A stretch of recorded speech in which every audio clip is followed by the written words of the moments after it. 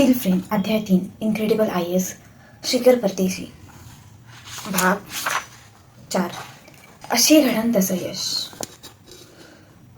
उपक्रमशीलता, प्रयोगशीलता, बांधिलकी ही तिन्ही अस्तित्व त्यांच्यामध्ये बसतात, तेही नैसर्गिकपणे.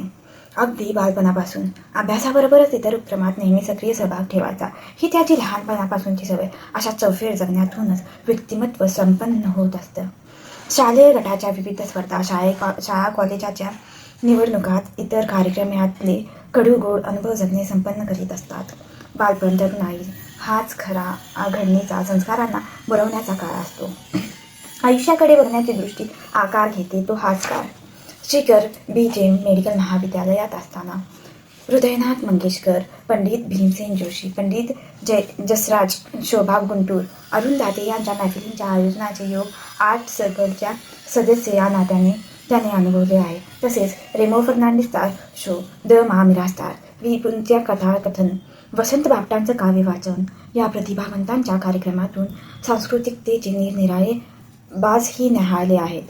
लोकांचा कल, आवडीनिवडी, संयोजन म्हणून करावी लागणारी पळापळ यात गवसणाऱ्या अनुभवांच्या संचितातूनच जगण्याची ऊर्जा मिळते. मेडिकल कॉलेजच्या विद्यार्थ्यांसाठी टायटॅनिक या चित्रपटाचा स्पेशल शो विद्यार्थी मंडळाने अरेंज केला होता. सगळी तिकिटे बुक केली होती आणि चित्रपटावेळी 15-20 जण गैरहजर राहिले. आता हे नुकसान सहन करणं यांना शक्य नव्हतं. शिखर महाशय चित्रपट पाहायचा सोडून थिएटर बाहेर येऊन नाना धडपडी करून तिकीटं विकण्यात बिझी झाले होते. असे मस्त अनुभव जगण्याची मजा वाढवतात, पण त्यातून एक दिशाही देतात, निकोप मनानं शिकवतात. जगताना वेळेची, नियोजनाची, नात्यांची, एकूणच जगण्यातल्या हिशोबापणाची गणिती सूत्र नकळत समोर उलगडली जातात. कॉलेजच्या एका कार्यक्रमासाठी श्रीकरने विद्यार्थी महामंडळाच्या सहकार्यासमवेत फलटणला जाऊन प्राचार्य शिवाजीराव भोसले यांना आमंत्रण दिले होते.